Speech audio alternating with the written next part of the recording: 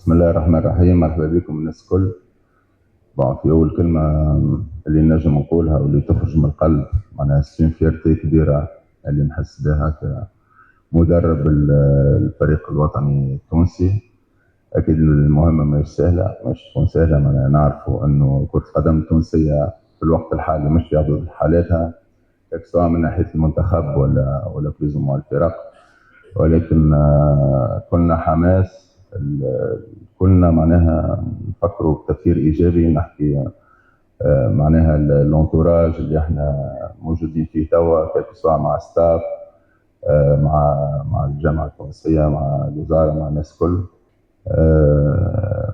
سيتياسيون تاع بروجي دو 4 فما معناها فما بيبينيير طالعه لازمنا نتلاهوا بها. لازمنا نخليو باب المنتخب محلول. الكل ما هو جوار تونسي، سواء ينشط في البطوله ولا ينشط معناها لبرا ولا في لو 23. ان شاء الله نعطيو الكل معنا وان شاء الله ربي يوفق. قناعاتي، افكاري، كما جو فوا لو فوتبول، كيفاش نتعامل مع لي جوار، كيفاش نخلي جوار موتيفي، كيفاش نوصل مون جوار في التوب نيفو نتاعو، سورتو لي بلون لو جور دو ماتش، خاصة تاك الساعة ونص نتاع الماتش. هذا هو مانيش سحار زاد احمد، باش نقولوا الحقيقه مانيش سحار. راهو انا جزء، اذا كان ثم نجاح راهو انا باش نكون جزء من النجاح. بالطبيعه اذا كان فشل راهو انا فشلت كله، بالطبيعه الانترنور هذاك.